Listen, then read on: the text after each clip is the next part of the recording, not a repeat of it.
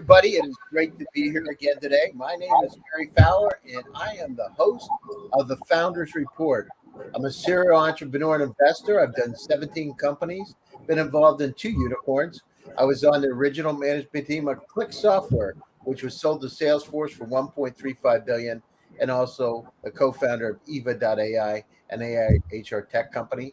I'm the CEO, president, and co-founder of GSD Venture Studios, a premier AI and quantum venture studio located in Silicon Valley. We believe that intellectual capacity is evenly spread, but opportunities aren't, and that's why we started GSD. So with me today is Vit Hanus. Vit is an investment professional in the CEE. He's an engineer. He's an entrepreneur. He's a traveler. He's got a PhD. I mean, he's got a lot of stuff going.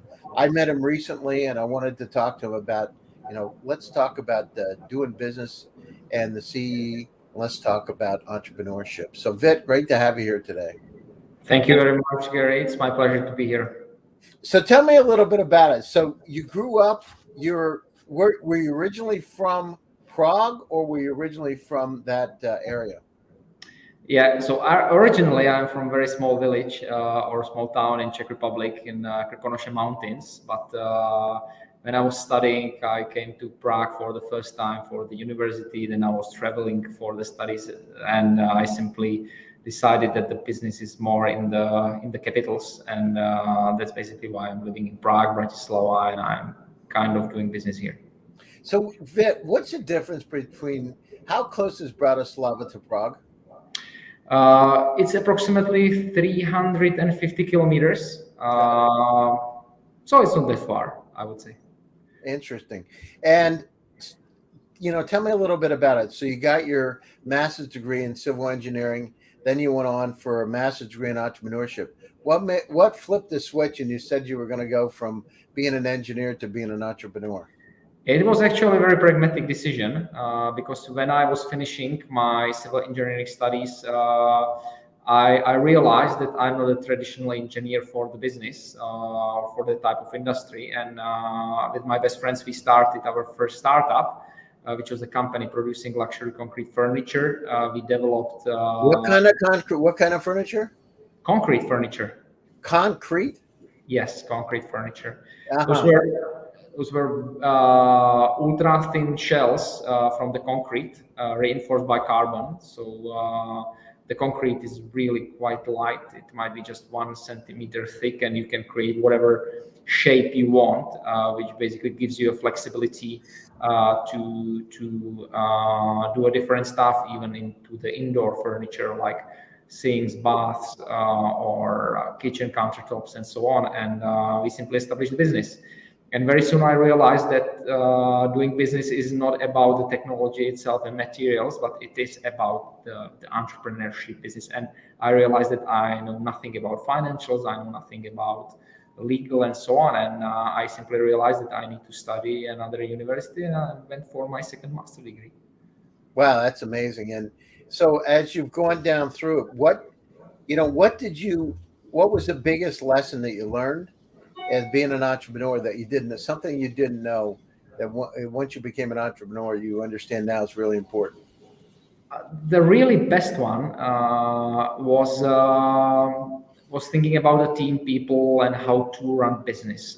At the very beginning, I always thought that running business is about having the all-star team. But very soon I realized that no one is looking for the team full of stars, but everyone is looking for a stellar team. And this was the biggest realization I had, that simply having a good composition of people, but it's about the chemistry in between these people and how it works more or less as a big machine and not only individuals, was the biggest lesson which I very quickly learned. What made you come up to that conclusion, though? Did you have some problems on your team, or what happened? Yes, definitely.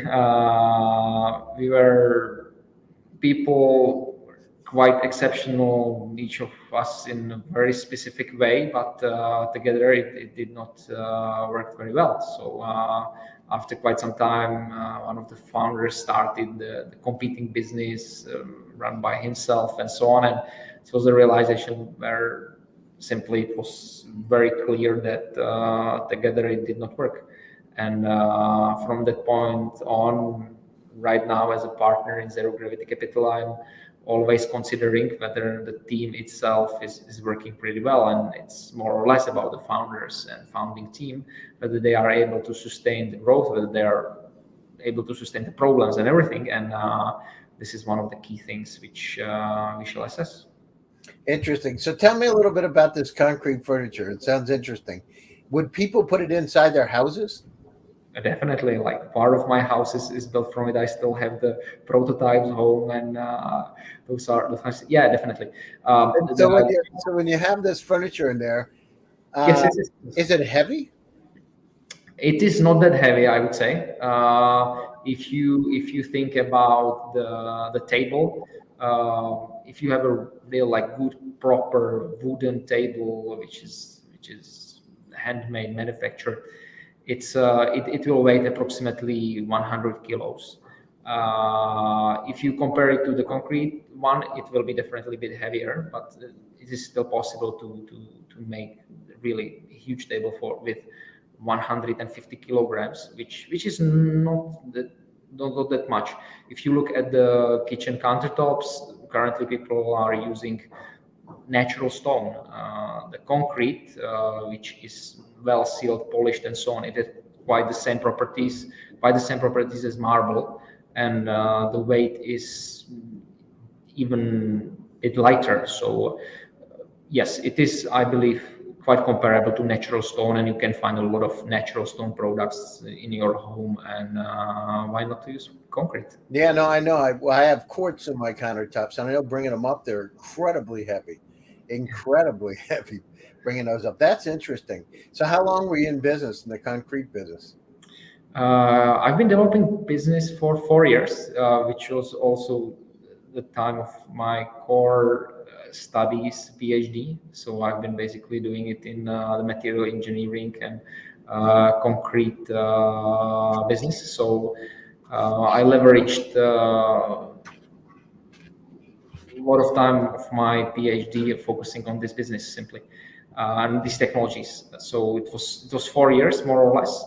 Unfortunately, we have not been that fast. So when we were starting in Europe, there were roughly 5 competitors across the whole Europe. But after the 4 years, when the development was completely finalized, we've been commercially producing it and so on. There were already, let's say, 30 competitors in the market.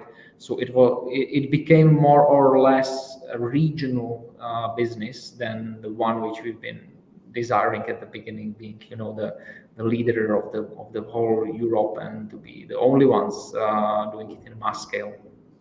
Interesting. And so you did your summer internship at Ernst & Young. At what point, going down through it, so then you did you were at a bank, right? When did you start to say, I'm really liking this entrepreneurship stuff? Was it then where it started to spark your activity? Because sometimes you work in a bank, you don't get a chance to really be yourself and to be an entrepreneur. In fact, the first MBA program at Harvard was started to teach managers how to manage, not to how to be entrepreneurs, right? In fact, risk and all that sometimes in large organizations is not something that people want to talk about, right? They want to talk about how to go straight, how do people work together. It's not how to, be bold. So I would most probably call it a transformation. So I started very ambitious at the university, started with my first entrepreneurship and so on. And as I was growing with the business, I very soon realized that there is a lot of things which I am missing from the hard skill. And hard skill, I mean also knowledge. And as I was finishing my second master degree, the business was kind of mature. I realized that there are a lot of things which I have an interest in. I was very curious about finance by that time and so on. And when we decided to exit the company, I soon realized that there is no, let's say, bright idea to start another startup. And also I was quite exhausted after the first one. I realized that I want to try something else and to leverage all the knowledge, not only from the technical field, but also from the management and so on. And I decided to go for the Ernst & Young valuation and business modeling, and really to look into as many businesses as possible, as I was doing mostly due diligences. I've seen a lot of industries, a lot of topics from different fields, and it gave me a general knowledge of business. And after that, I was simply considering what might be the next move. I definitely felt after work in the bank that corporate world is not for me. And Boston Consulting Group, McKinsey, those were nice options to move, because I saw really like fresh ideas, bright people working there, the great team, and very inspiring environment, which can teach me a lot of businesses within 1 year, a lot of hard skill, and I simply went for it. So it was, I would call it transformation process, and I started first as a simply startup or entrepreneur, but then I wanted to have the bigger perspective. And when, you know, a lot of the people never leave McKinsey, right? They stay forever and they go down through. And what's the difference between somebody that's at McKinsey and somebody that's an entrepreneur in your perspective? Wow, it's a great question. There are a lot of differences. At the end of the day, I saw a lot of entrepreneurs going for McKinsey track, and I also saw a lot of McKinsey people going for the entrepreneur track. So I believe there is one fundament, which usually is a passion, which usually is an energy, and so on. And this is similar. What is different is that when if you are long-term working for a consulting, you are having some kind of habits, shortcuts, and so on, and it is still just a job. You know how to do it. It's the same as the school. If you are the first semester in the new university, you are, you know, like surprised with some stuff. You are scared of some stuff, of some exams, and so on. After 4 years at the university, you pretty know well how it works. So you know how to work in the environment. In the entrepreneurship, there is every single day something so new and so surprising that you need to be extremely flexible. In the consulting, after a couple of years, you know already all the practices, you know all the tips and tricks, how to do it, and so on, and you are more or less repeating it. At the end of the day, it is about the responsibility. Of course, that you have a responsibility for any single output you are delivering, either in the top tier consulting or in the entrepreneurship, but the ultimate responsibility of making a decision, because in a consulting you are not making decisions, more or less. You are more or less observing and you are advising how to make decisions. Yeah, and you're not taking the risk either. Yes, that's the biggest difference. Now, there's a difference between taking the money out of your pocket and talking to somebody about how they should take the money out of their pocket, right? And yeah. that was the reason when sooner or later, or at the very beginning, I always knew that I'm not a material for being a long-term consultant. I went there for a knowledge. I went there for great track and being more experienced.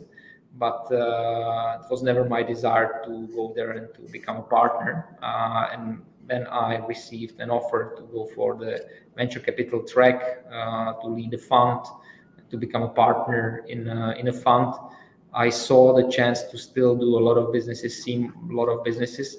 On the other hand, being responsible for the capital which we have in the fund, and for every single decision which I'm doing in my life. Interesting. And so you did this. What is Spacey? What was that?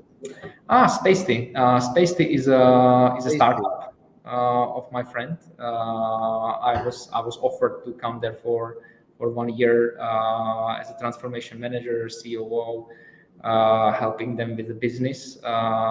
It's a technology startup in PropTech, developing hardware, sensors, but also software. Right now they are quite booming as COVID solution, which they have for being able by sensors to measure the freshness of air in the office space, but also the occupancy, how people behave and what they do, everything GDPR compliant and so on. It's kind of, I would say, niche for current situation, which is happening all around us. Yeah, no, it's interesting. I had the top VP of Intel for the Internet of Things on, and we were talking about those types of devices in the future. It's very, very interesting. Okay, so let's go to zero gravity. So tell me a little bit about, you start out as investment principal, and what are you looking at? What are you're on the investment committees, you've got portfolios of companies. What kind of companies you're looking for? Where are those companies located? What stage are those companies? Mm-hmm. So Zero Gravity Capital is a Slovak venture capital fund, but with kind of international background and international team. We are team sitting in Slovakia, Czech Republic, Cyprus, Israel, Nordics. So we are leveraging simply all the network which we've been able to build so far. We are early stage fund. So with the capital which we are mostly investing into seed or early Series A investments here in the region. We are not limited geographically, so far we've been investing into our local CEE investments, but we have also one company from Netherlands, one company from Israel. Right now we are discussing with a couple of US companies, and we are trying to find technology-backed startups. So I believe the fundament is technology for us. That's a signature, where we are trying to find businesses which have some kind of a competitive edge or competitive barriers for others to enter, with ambitious founders, and where we see the added value of our active approach, where we are able to help them to be scaled either through the Central Europe, Nordics, Middle East, but also US, where we have an extensive network, extensive connections, and where we are sitting simply as a team. How many companies do you have in your portfolio today? Currently, we have 9 companies in our portfolio, but those were 7 investments, because some of those were already holdings with multiple businesses being run under one team of founders. So 9 is the number. Yeah. Tell us a little bit about the companies and what are they focused on? Mm-hmm. So from the verticals, we've been so far quite strong in SaaS, B2B business, enterprise software. But those which are really stellar, one I can talk about is Power of Medical. Power of Medical is AI and machine learning algorithms which can predict, based on the ECG scan, the probability of cardiovascular disease. They have currently the second largest database of ECGs on which they've been training the algorithm in the world. They are, I believe, recognized by top 10 cardio tech software. Another one is location analytics called PlaySense in Israel, or we could eventually talk about another PropTech company here in Slovakia called PropTech Group, City Performer. So there are multiple businesses which are either usually machine learning AI-based companies, but already with finalized MVP, commercial traction, and so on. Okay, so now let's paint a picture. I'm curious.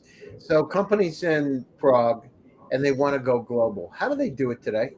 I mean, in terms of how do you get them the right kind of valuation? Because I don't know what the valuations are right now today in the Czech Republic or in the region, but generally they're a bit less in Silicon Valley, right? So how do you go down through, and how do you prepare a company to go global?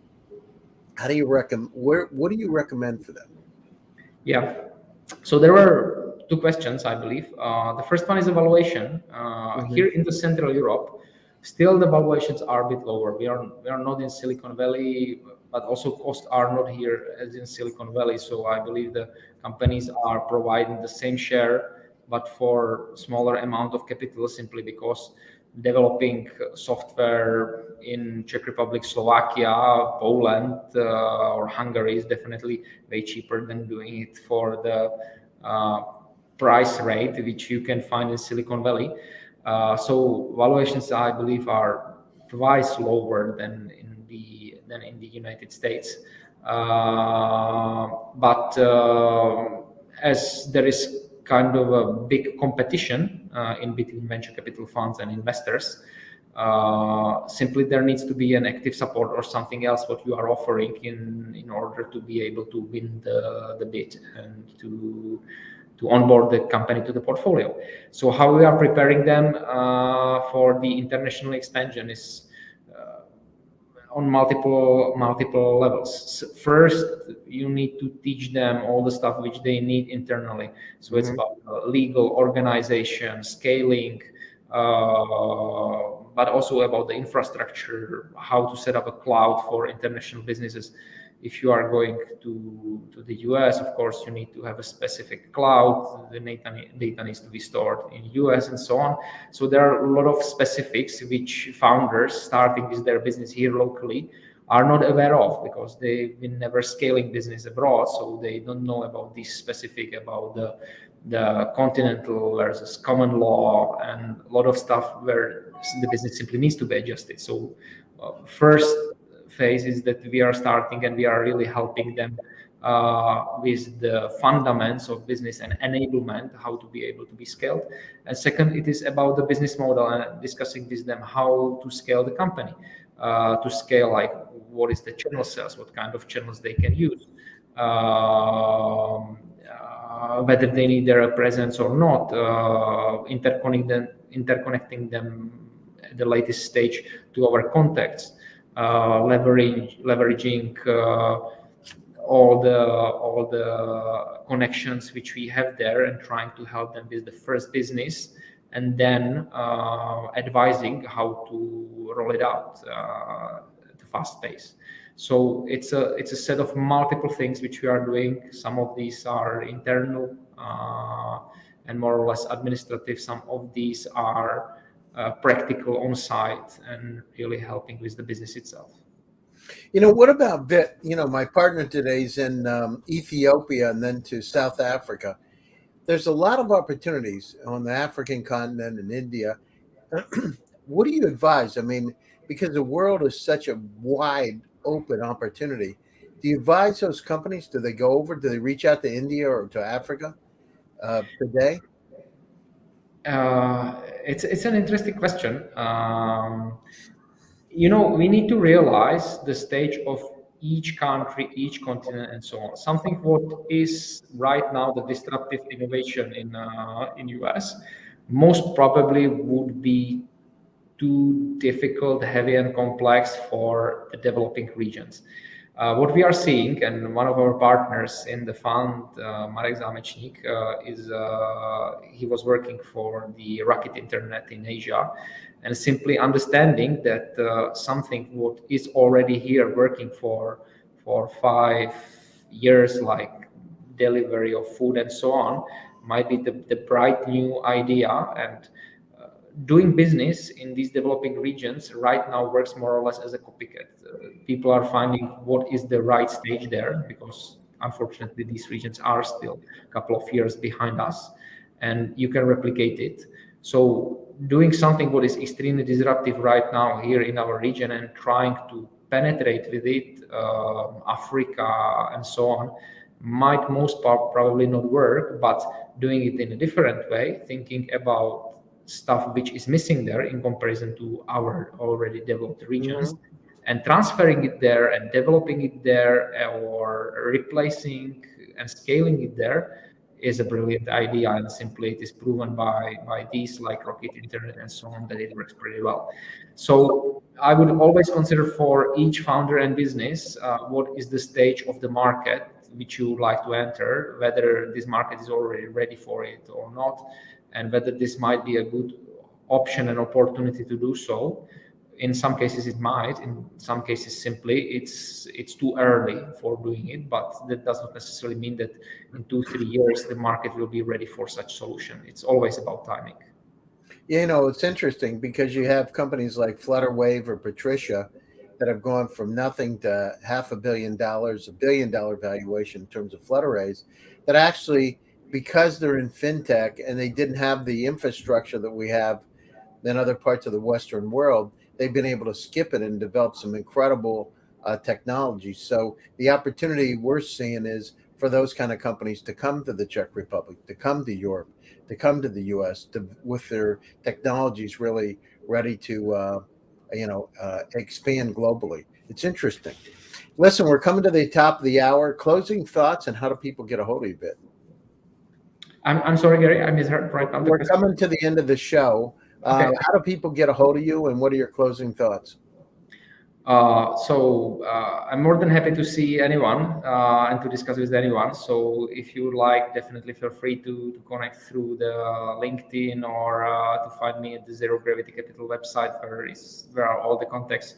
And about the final ideas, I believe people are developing. I see that myself, I was developing a lot, and people shall not be scared to do a huge transformation or change, to really switch from anything you are doing right now to anything you would like to do. And that's basically the making a decision and pushing it is the best way to really succeed. So it doesn't matter whether right now you're a big startup or being employed and so on.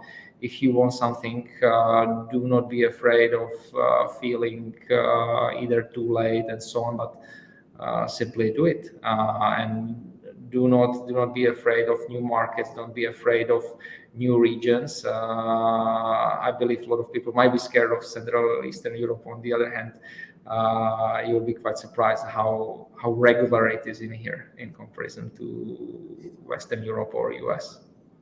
Yeah, no, you're right about it, Vit. I had lunch with Scott McDeely, who founded a company a number of years ago called Sun Microsystems. And I remember we had lunch, and we were it's about 3 years ago. And I remember him saying that always go to areas that you fear the most, because you're going to learn the most, and there's the most opportunity. And it's not easy, but if you reach out and you go out and try, get stuff done, believe in your dreams, believe in yourself. You got to look yourself in the mirror, straight in the eye, and say, listen, I really want to do it. And don't just talk about it, because when it's all said and done, it's about the execution. Vit, I appreciate you coming on my show today. It's great to have you. Great to see you again. To my audience, my name is Gary Fowler, and I'm the host of the Founders Report. It's great to be here. I'd like to thank the entire LaToken team on VCTV for making the show possible, particularly Hasmek and the rest of the team. Stay tuned again. I'll be back in 2 weeks for another edition of the Founders Report. Stay happy, stay safe, and most importantly, stay healthy. See you later.